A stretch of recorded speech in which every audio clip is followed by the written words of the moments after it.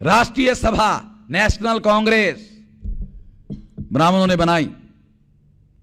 ब्राह्मण जब भी कोई संगठन बनाते हैं, या तो वो राष्ट्र के नाम पर बनाते हैं या तो धर्म के नाम पर बनाते हैं। जैसे फॉर एग्जाम्पल, कांग्रेस के ब्राह्मणों ने संगठन बनाया राष्ट्रीय सभा, समाजवादी ब्राह्मणों ने बनाया राष्ट्र सेवा दल, और सनातनी ब्राह्मणों ने बनाया राष्ट्रीय स्वयंसेवक संघ। यानी ब्राह्मण या तो राष्ट्र के नाम पर संगठन बनाते हैं या तो धर्म के नाम पर संगठन बनाते हैं। हिंदू महासभा, विश्व हिंदू परिषद और मतलब इस तरह के ये तो धार्मिक संगठन बनाते हैं या तो राष्ट्र के नाम पर संगठन बनाते हैं। और जो राष्ट्र के नाम पर संगठन बनाने वाले ब्राह्मण हैं वो 24 घंटे राष्ट्रद्रोह का काम करते रहते हैं। 24 घंटे। ब्राह्मण का जो बिलीफ है, बिलीफ सिस्टम, ब्राह्मण का जो बिलीफ सिस्टम यानी विश्वास का जो आधार है, विश्वास का जो मौलिक आधार है, वो आधार ही संविधान के विरोध में है। वो आधार भारत का जो राष्ट्र राज्य है उसको गुलाम बनाने वाला है। ब्राह्मणों का जो बिलीफ सिस्टम है, ब्राह्मणों का जो विश्वास की व्यवस्था है, जिन मौलिक बातों पर वे यकीन करते हैं, विश्वास करते हैं, वो संविधान के विरोध में है। ब्राह्मणों का जो सारा विश्वास का जो आधार है वो भारत जो राष्ट्र राज्य है उसको गुलाम बनाने का है। और इसलिए वो 24 घंटे इसके विरोध में काम करते रहते हैं। और मैं इसे प्रमाणित कर सकता हूं, सिद्ध कर सकता हूं, इसीलिए बोल रहा हूं, ऐलानिया बोल रहा हूं। तो नेशनल कांग्रेस बनाई, ज्योतिराव फुले जीवित थे, ज्योतिराव को कांग्रेस में लाने का प्रयास हुआ और इसके लिए ब्राह्मणों ने रानडे को काम पर लगाया। रानडे ने चिट्ठी लिखी ज्योतिराव फुले को, ज्योतिराव फुले ने जवाब दिया, रानडे को कहा, माझ्या घालमोड्या दादा, उस समय की मराठी, माझ्या घालमोड्या दादा, तुम्ही उंटावर बसून शेड्या वळवणारे लोक, आम्ही कुणबिकी करणारे लोक, आमच्या बरोबर तुम्ही बरोबरीनं व्यवहार कराल याची सुतराम शक्यता नाही। एकदम एक लाइन में पिन पॉइंटेड बात, इतना प्रिसाइजली, इतनी बड़ी बात। हम लोग जो बहुजन समाज के लोग हैं वो भेड़ बकरियां भी चराते हैं, तो भेड़ बकरियां पैदल चलती है, हम भी उसके पीछे पीछे चलते हैं। मगर तुम जब भेड़ बकरियां चराते हो तो ऊंट पर बैठते हो।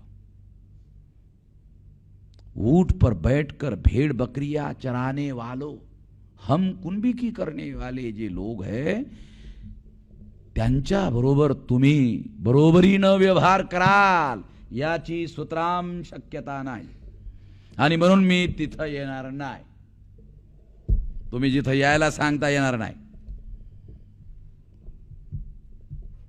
साथियों, कांग्रेस की स्थापना होने के 5 साल तक ज्योतिराव फुले जीवित थे, 1885, 1890। ज्योतिराव फुले कांग्रेस में शामिल नहीं हुए। सबसे सयाना आदमी शाहू महाराज के पास तिलक गए कांग्रेस में शामिल होने की करवाने के लिए। उन्होंने उनको कहा की तुम्ही माझ्यासारख्या राजाबरोबर जो ब्राह्मण लोक व्यवहार करता, उद्या तुमचं स्वराज्य आलं तर तुम्ही आमच्या प्रजेबरोबर काय व्यवहार कराल याचा विचार करूनच माझ्या अंगावर काटे येतात। शाहू महाराज ने उसको कहा, तिलक को, याचा विचार करूनच माझ्या अंगावर काटे येतात।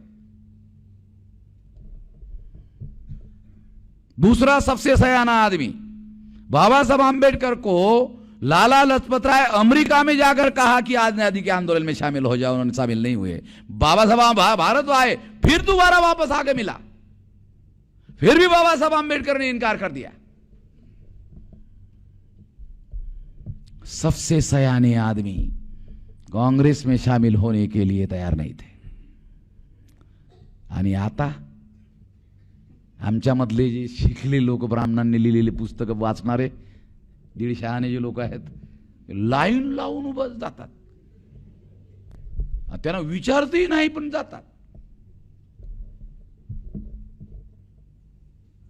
साथियों, ये बात मैं इसलिए आप लोगों को बता रहा हूं ताकि आप लोगों को वास्तविक पता चले और जब कांग्रेस बनाई ब्राह्मणों ने, तो पहला राष्ट्रीय अध्यक्ष ब्राह्मणों ने सर एलन ह्यूम नाम के आईसीएस रिटायर्ड ऑफिसर को बनाया, अंग्रेज को बनाया।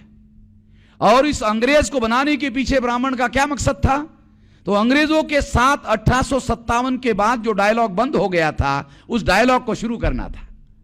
और डायलॉग के माध्यम से अंग्रेजों को एक मौलिक बात समझानी थी। क्या समझाना था? तुम विदेशी हो, हम भी विदेशी। ब्राह्मण लोग अंग्रेजों को एक बात समझाना चाहते थे। कौन सी? तुम विदेशी हो, हम भी विदेशी। तुम विदेशी हो, हम भी विदेशी है। तुम राजा रहो, तुम शासक रहो, प्रशासन में ब्राह्मणों को हिस्सेदारी दो। बाल गंगाधर तिलक ने जो स्वराज्य का आंदोलन चलाया था, वो स्वराज्य के आंदोलन के बारे में यवतमाल, अकोला और भुसावल में भाषण दिया था। रिकॉर्ड अवेलेबल है, लिखा है, केसरी नाम के पेपर में छपा हुआ है। वो भाषण में तिलक क्या कहते हैं? उस भाषण में तिलक कहते हैं, स्वराज्य का यह अर्थ नहीं है कि अंग्रेजों को भारत से भगाया जाए। तो फिर स्वराज्य का क्या अर्थ है? बताया, स्वराज्य का यह अर्थ है, प्राचीन काल में राजा जब अपना प्रशासन चलाते थे तो उस समय के पढ़े लिखे ब्राह्मणों को लेकर प्रशासन चलाते थे। आज का राजा अंग्रेज है, अगर आज का अंग्रेज राजा आज के पढ़े लिखे ब्राह्मणों को लेकर प्रशासन चलाना चाहता है, तो अंग्रेजों का राजा हमारा भी राजा होगा, अंग्रेजों का शासन हमारा भी शासन होगा। अंग्रेजों को भारत छोड़कर जाने की कोई जरूरत नहीं है। पब्लिक मीटिंग में भाषण। और यह भाषण आप लोगों को लगा होगा कि मैं डिस्टोर्ट कर रहा हूं, केसरी में छपा हुआ बता रहा हूं, केसरी में छपा हुआ है। और वो केसरी का पेपर हमारे पास है, खराब नहीं होना चाहिए इसलिए लेमिनेट करके रखा हुआ। मैं एविडेंस के साथ बात करता हूं।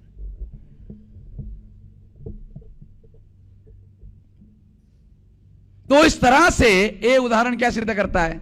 ये जो तिलक का जो भाषण है, इसका अर्थ आपको बताना होगा, तब समझ में आएगा। क्या अर्थ? इसका अर्थ है कि स्वराज्य का आंदोलन स्वराज्य का आंदोलन नहीं था।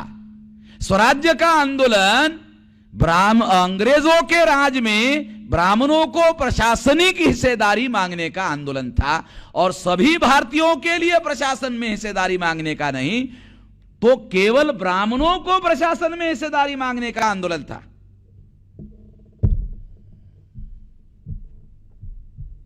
रिकॉर्ड में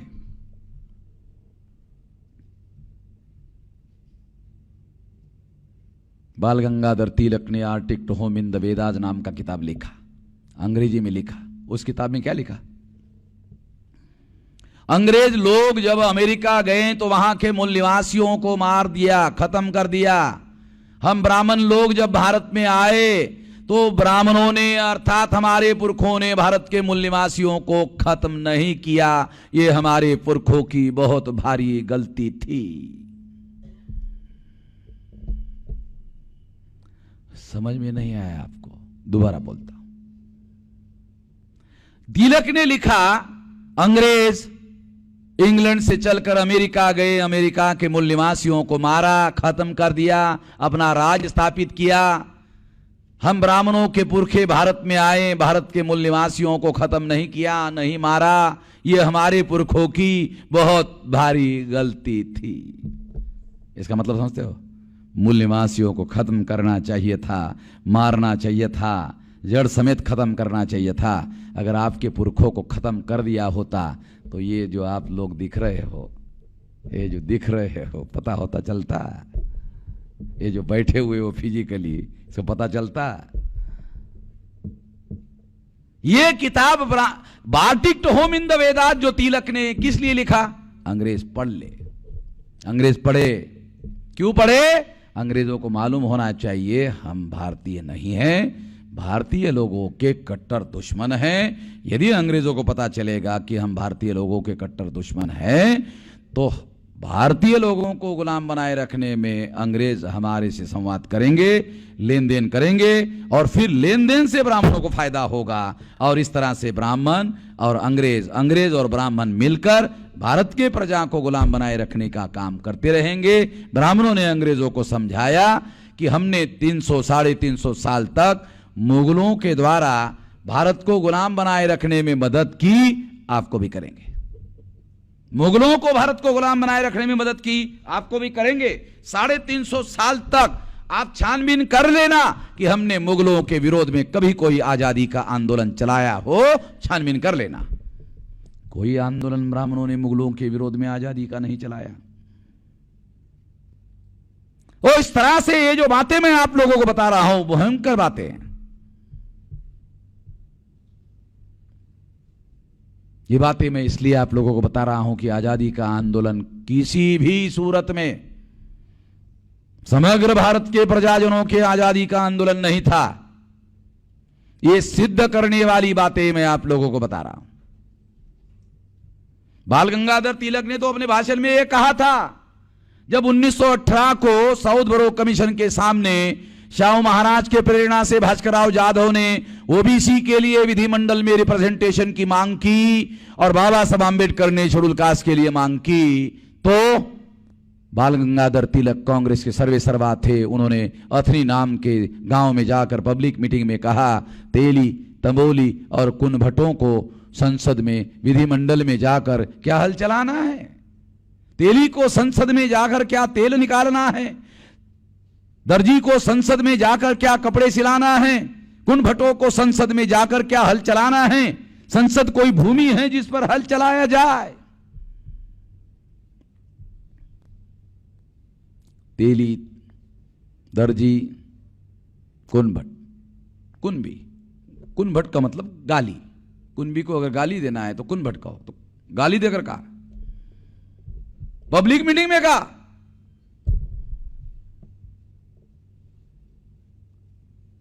और ये जो बात मैं आप लोगों को बता रहा हूं, पब्लिक मीटिंग में हम लोगों को क्या पढ़ाते हैं ब्राह्मण लोग? स्वराज्य हमारा जन्म सिद्ध अधिकार है। और हमारे मास्टर दूसरी तीसरी चौथी को पढ़ाने वाले, हमारे लेक्चरर जो है पढ़ाने वाले, पढ़ाते कि नहीं पढ़ाते? स्वराज्य हमारा जन्म सिद्ध अधिकार है और लेकर रहेंगे। हमारे मास्टर लोग पढ़ाते हैं, मेरा कोई ऑब्जेक्शन नहीं है, क्यों पढ़ाते हो, पढ़ाओ। एक बात और पढ़ाओ, तेली, तंबोली और कुनभटों को विधिमंडल में जाकर क्या हल चलाना है, यह भी पढ़ाओ। दोनों एक साथ पढ़ाओ तो हमारे लोगों को मालूम हो जाएगा, साला ये स्वराज्य का आंदोलन हमारे पिछवाड़े पर लात मारने का भी आंदोलन था। दोनों चीजें पढ़ाओगे तो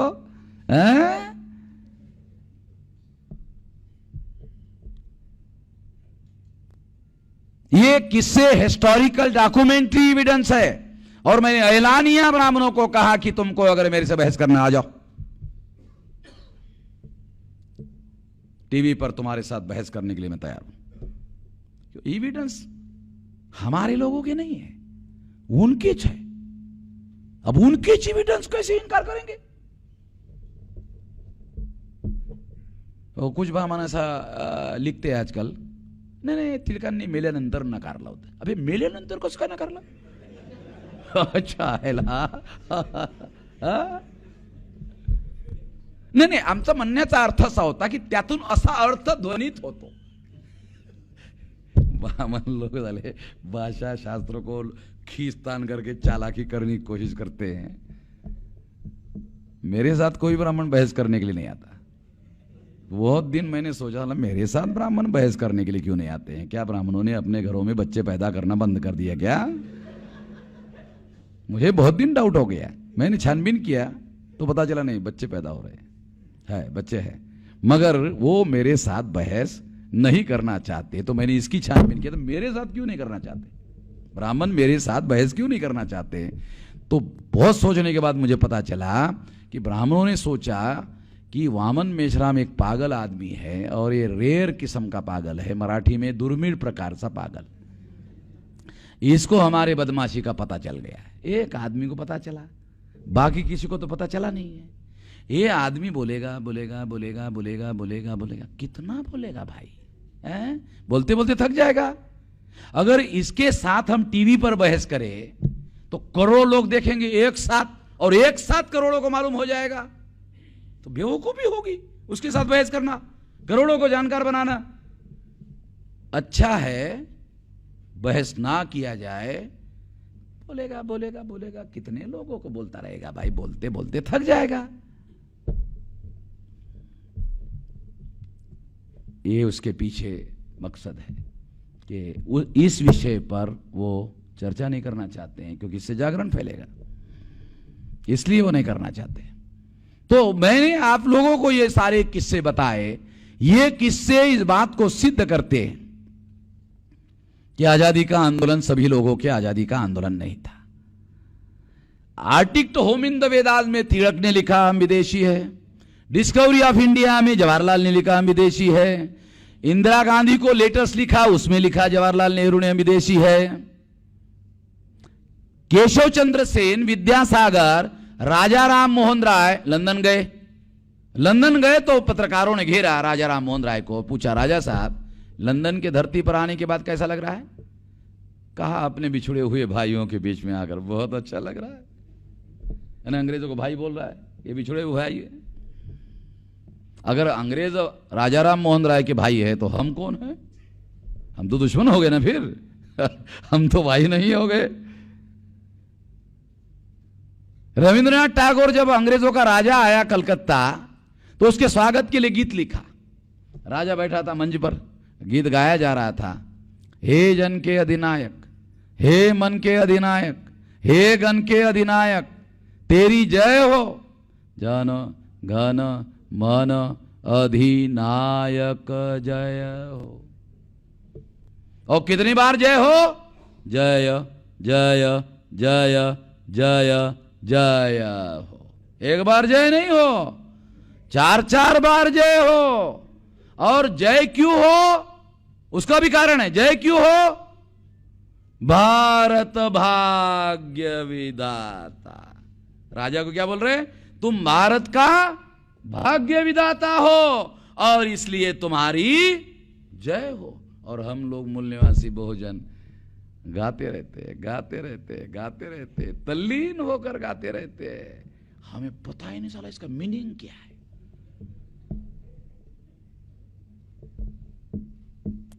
गांधी जी का लेटर हमारे पास है। साउथ अफ्रीका में गांधी जी थे, तो गांधी जी का एक लिखित लेटर है। उन्होंने अंग्रेजों को चिट्ठी लिखी और चिट्ठी में लिखा, आप काले अफ्रीकन लोगों के साथ जो व्यवहार करते हो उसी तरह का व्यवहार हम भारतीय लोगों के साथ करते हो, ये अच्छा नहीं है। आपको पैदा करने वाला खून, हमको पैदा करने वाला खून एकच है, सेम स्टॉक। अंग्रेजी में उन्होंने बैरिस्टरी का जो शब्द इस्तेमाल किया है, सेम स्टॉक। आपको पैदा करने वाला, हमको पैदा करने वाला खून एक ही है। इसका मतलब गांधी जी भी उनको अपना भाई बंद मानते थे। ये हमारे पास चिट्ठी है, किसी को लगेगा तो हम हमसे ले लेना। किसी को ये गांधी जी की चिट्ठी अगर चाहिए, लेटर चाहिए, तो हमसे ले लेना। जेराक्स का पैसा मैं खुद ही बेयर करूंगा। ये सारे उदाहरण इस बात को सिद्ध करते हैं। वो केवल ये कहते नहीं थे।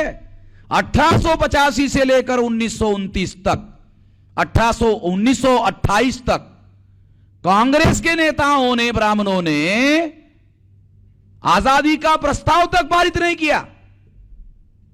गिनती करो, 1885 और 1928, 28 और 15, 43 ईयर्स। 43 ईयर्स तक कांग्रेस ने आजादी का कागज में प्रस्ताव तक पारित नहीं किया। अगर उन्होंने प्रस्ताव पारित नहीं किया तो अंग्रेजों को क्या समझा रहे थे? तुम विदेशी हो, हम भी विदेशी हो, है, तुम राजा रहो, शासक रहो, हमको प्रशासन में हिस्सेदारी दो, ये समझाते रहे। 1928 को साइमन कमीशन भारत में आया। साइमन कमीशन के पहले 1918 को साउथबरो कमीशन आया। तो कांग्रेस के नेता बाल गंगाधर थे, उन्होंने हमारे प्रतिनिधित्व का विरोध किया। बाबा साहब अम्बेडकर ने प्रतिनिधित्व की मांग की, भास्करराव जाधव ने ओबीसी के लिए प्रतिनिधित्व की मांग की। तो बाल गंगाधर तिलक ने हमारे लोगों को प्रतिनिधित्व के अधिकार देने से इनकार कर दिया, इसलिए अंग्रेजों ने मना कर दिया। 1928 को साइमन कमीशन आया। साइमन ने और अंग्रेजों ने निर्धारित किया एससी, एसटी, ओबीसी, माइनॉरिटी को प्रतिनिधित्व का विस्तार किया जाएगा, प्रतिनिधित्व का विस्तार किया जाएगा। गांधी जी को मालूम हो गया। गांधी जी ने को लगा कि हम सभी लोगों की आजादी का आंदोलन तो नहीं चला रहे, अगर इनको विधानमंडल में प्रतिनिधित्व का अधिकार मिल गया तो पावर में अधिकार मिल जाएगा। अगर इनको पावर में अधिकार मिल जाएगा तो आजाद भारत में ये भी आजाद हो जाएंगे। इसके लिए तो हमने लड़ाई नहीं लड़ी, लड़ाई हमको लड़ना नहीं है। इसलिए गांधी जी ने साइमन कमीशन चले जाओ। लोकतंत्र होना चाहिए, मगर लोकतंत्र में हमारे लोगों को प्रतिनिधित्व का अधिकार नहीं होना चाहिए।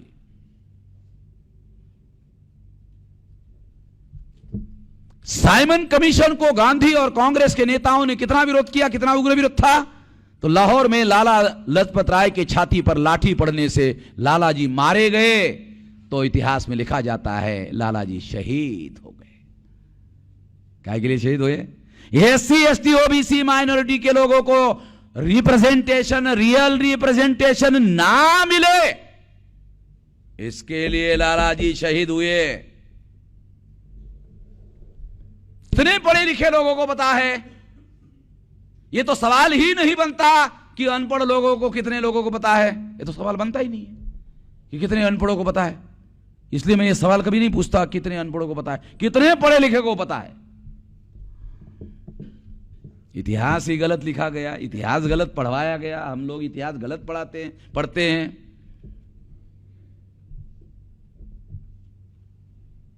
राउंड टेबल कॉन्फ्रेंस में गांधी जी गए, बाबा साहब आंबेडकर भी थे। गांधी जी उठकर खड़े हो गए। गांधी जी ने भाषण में कहा, यदि अंग्रेज मुझे आजादी देते हैं, मैं लंदन में जाकर के स्टडी करके आया हूं, लंदन में जो डॉक्यूमेंट रखे हैं उसका स्टडी करके आकर बोल रहा हूं। राउंड टेबल कॉन्फ्रेंस के गांधी जी ने अपने भाषण में कहा, यदि अंग्रेज मुझे आजादी देना चाहते हैं और उस आजादी में अछूतों को पृथक चुनाव क्षेत्र देते हैं, तो मुझे ऐसी आजादी बिल्कुल नहीं चाहिए। बाबा साहब आंबेडकर उपस्थित थे। बाबा साहब आंबेडकर के सामने बाबा साहब आंबेडकर ने गांधी जी का प्रतिवाद किया, तो गांधी जी को लगा कि मेरी तो बगैर पानी लगाकर हजामत हो रही है।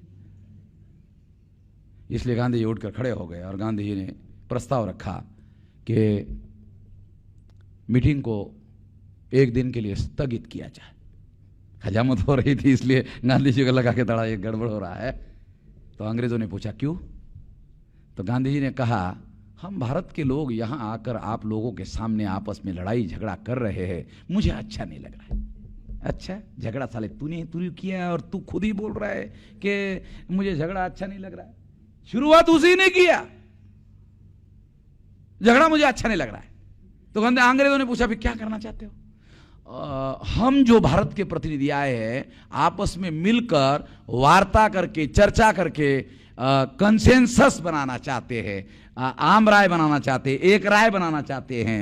अंग्रेजों ने कहा, गांधी जी अच्छा प्रस्ताव, अच्छा प्रस्ताव, स्थगित कर दिया, एक दिन आपको दे दिया।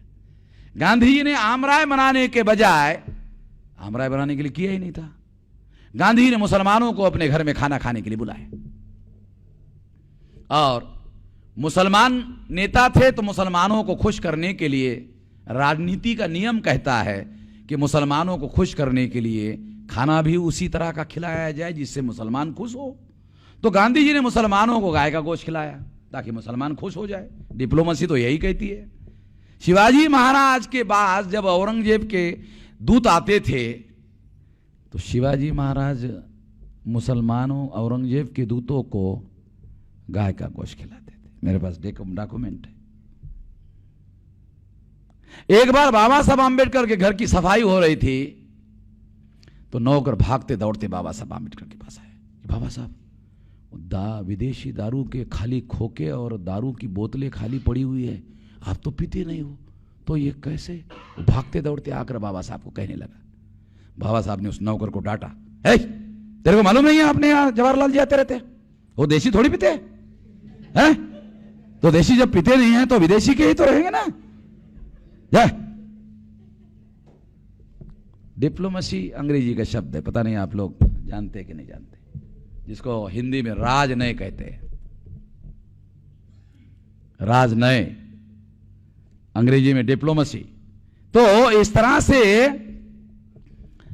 गांधी जी ने मुसलमान नेताओं को खुश करने के लिए गाय का गोश्त खिलाया और खिलाने के बाद सोचा अभी मुसलमान खुश हो गए होंगे, तो गांधी जी ने प्लेन पेपर निकाला, साइन कर दिया, यहां ऊपर सारा प्लेन था, साइन कर दिया और कहा आपकी जो भी मांगे है ऊपर लिख लेना, साइन कर देता हूं मैं पहले ही, मंजूर है तुम्हारी बातें, जो लिखोगे मंजूर, एक शर्त है। मुसलमानों ने पूछा क्या? कल जब राउंड टेबल कॉन्फ्रेंस की मीटिंग शुरू होगी तो डॉक्टर आंबेडकर की मांगों को आपको विरोध करना होगा। मुसलमान नेताओं को लगा अरे ये बनिया आदमी लेना जानता था, देना नहीं जानता था, इसका हृदय परिवर्तन कैसे हो गया? हम सोचे ही रहे थे ये हृदय परिवर्तन नहीं हुआ, इसका तो हृदय ही नहीं है, परिवर्तन होने का सवाल ही नहीं है। मुसलमान नेताओं को लगा कि देने लेने का अधिकार गांधी जी के पास नहीं है, वो तो अंग्रेजों के पास है। तो इसका मतलब यह है कि गांधी जी अछूतों और मुसलमानों में झगड़ा लगाना चाहते हैं। जैसे मुसलमान नेताओं को बात समझ में आई, मुसलमान नेताओं ने हाथ जोड़कर कहा गांधी जी आप कहते हो इसका विरोध करो, उसका विरोध करो, इसका विरोध करो, उसका विरोध करो, हम किसी का भी विरोध करने वाले नहीं हैं। आपको हमारी मांगे मंजूर है तो ठीक है, नहीं है नमस्कार। गांधी जी को नमस्कार करते हुए चले गए। बाबा साहब आंबेडकर जहां रुके थे वहां गए, कहा गांधी जी ने आपके खिलाफ, आपके लोगों के खिलाफ हमारे पास गुप्त प्रस्ताव रखा था। बाबा साहब आंबेडकर ने एक प्रेस स्टेटमेंट रिलीज किया और कहा कि गांधी जी इसी तरह से हमारे लोगों के खिलाफ षड्यंत्र करते रहे तो हम लोगों को दुनिया के मंच पर गांधी जी को नंगा करना होगा, मजबूरन नंगा करना होगा। इसलिए हमारी गांधी जी को सलाह है कि गांधी जी इस तरह के षड्यंत्र से विरत रहे तो ज्यादा बेहतर है, नहीं तो हम लोगों को मजबूर होकर नंगा करना होगा। मैं अपनी बात थोड़ा जोड़ना चाहता हूं ताकि आपको थोड़ा समझ में आ जाएगा। गांधी जी के कमर के ऊपर कपड़ा नहीं था, गांधी जी के घुटनों के नीचे कपड़ा नहीं था, थोड़ा सा हिस्सा ढका हुआ था, इसलिए बाबा साहब आंबेडकर को नंगा करने के लिए ज्यादा मेहनत करने की जरूरत नहीं थी। दूसरे दिन राउंड टेबल कॉन्फ्रेंस की मीटिंग शुरू हुई। गांधी जी का सारा षड्यंत्र तो विफल हो गया था, आमराय बनाने की कोशिश गांधी जी ने तो की नहीं थी। अंग्रेजों ने जाते ही पूछा गांधी जी आमराय बनाने के लिए आपने एक दिन का समय मांगा था, क्या हुआ? कहा नहीं हो पाया। अच्छा ठीक है। रैमसे मैकडोनाल्ड जो प्रधानमंत्री थे उन्होंने प्रस्ताव रखा कि भारतीय लोगों के लिए पंचम जॉर्ज की अध्यक्षता में लवाद मंडल नियुक्त किया जाता है और ये लवाद मंडल जो भी निर्णय देगा वो भारतीय प्रतिनिधियों को मंजूर होगा। गांधी जी उठकर खड़े हो गए, कहा मुझे मंजूर है, ये प्रस्ताव मुझे मंजूर है। राउंड टेबल कॉन्फ्रेंस समाप्त हो गई, गांधी जी बाहर आए। गांधी जी को मालूम था कि बाबा साहब आंबेडकर ने जो बहस की थी इसलिए अंबेडकर के ही समर्थन में फैसला होगा, इसलिए गांधी जी के दिमाग में बात थी, इसलिए उन्होंने पत्रकारों को बुलाया और कहा यदि अंग्रेजों ने अंबेडकर की बात को स्वीकार किया तो मैं जान की बाजी लगा दूंगा। ये धमकी के आरोप में गांधी जी बॉम्बे पहुंचते ही पुलिस वालों ने गांधी जी को अरेस्ट करके एरोड़ा जेल में डाल दिया। 17 अगस्त 1932 को गांधी कमल अवार्ड अंग्रेजों ने घोषित किया और बाबा साहब आंबेडकर की 4 प्रमुख मांगे मंजूर कर